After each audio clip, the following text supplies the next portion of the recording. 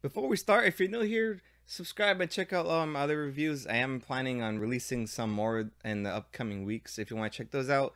And let's get right into 12 minutes. This review probably won't even be 12 minutes, but let's just talk about the game.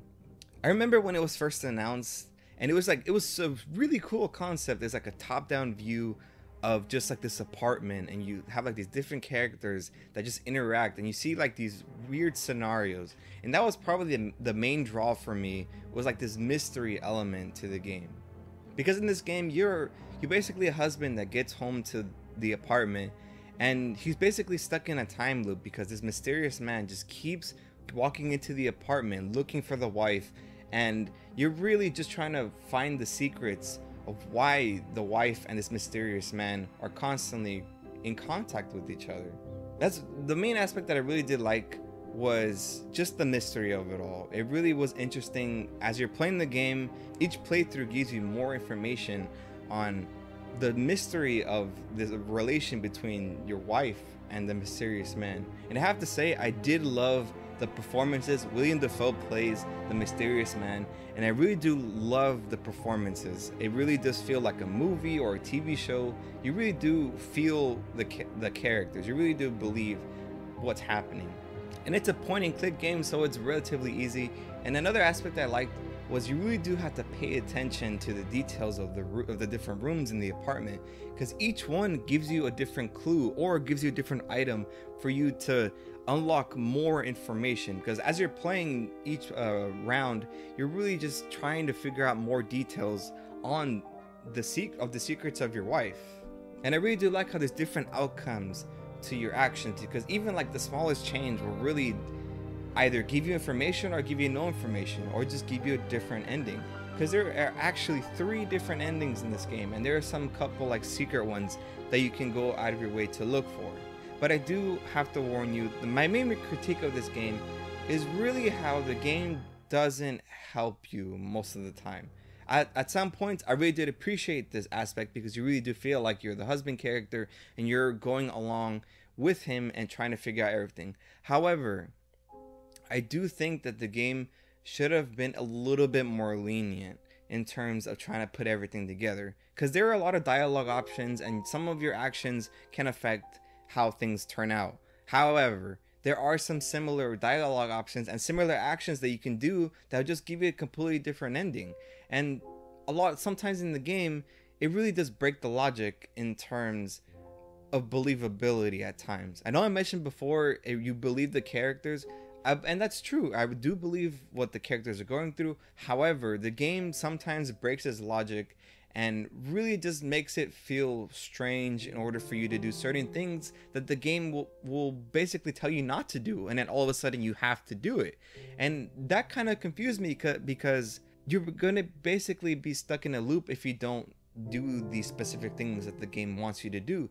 Because in order to do these different endings, you have to do things in a very specific order, and if you don't do them in that order, you'll basically just end up in the time loop over and over again. And I really do think that the game should have been a little bit more lenient in your choices.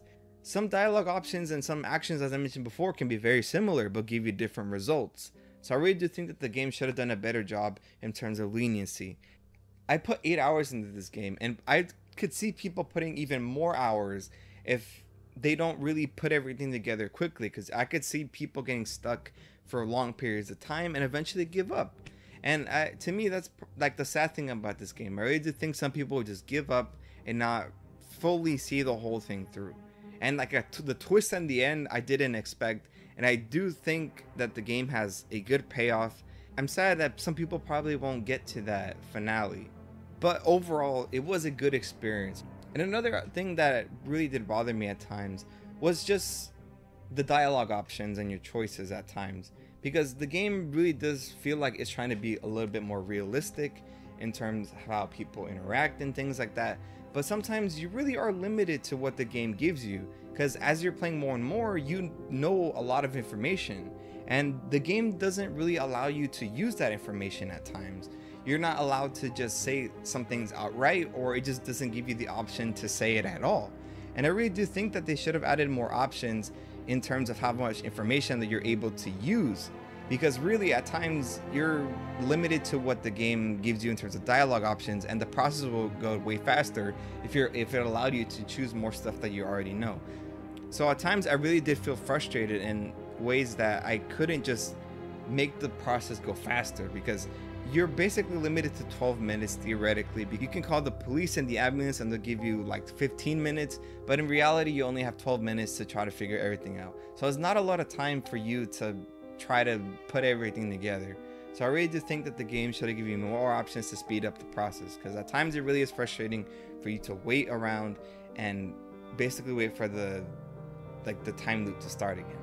And I definitely do think that there are better puzzle games out there. This one is probably a little bit more challenging for some and probably easier for others. So if you're looking for like an easy game, you should probably stay away from this one, because it can be a little bit more challenging, because you really do have to think outside of the box. You really do have to pay attention to every single detail that you have, and I don't think that this is a game for everyone. But if you like a challenge and you like mystery, you really want to just have like a detective kind of experience, then I definitely say try it out.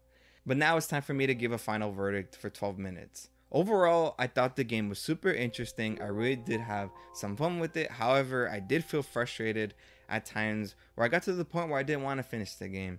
And it really is tough for me to just push through to this game at times. So my final verdict for 12 minutes is a 6 out of 10. A part of me really wanted to give it a higher score. A lot of the time I really did feel negatively impacted on how the game played. And at times I really did feel frustrated and I wasn't having fun. I was getting to the point where I just didn't want to finish the game. So if you're going to try this game out, that's just a disclaimer. But you've been warned if you want to try out this game. And if you want to play this game, it's on Xbox Game Pass, and if you have some free time, you can try it out if you want.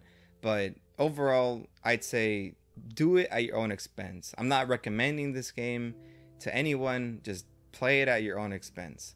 So yeah, but thank you so much for stopping by. If you're new here, again, subscribe so you can see all of my other stuff that I've done. And in the upcoming weeks, I am going to be posting a little bit more frequently now. I was just on a little break. But anyways, thank you guys so much for stopping by, and I'll see you guys next time. Bye-bye.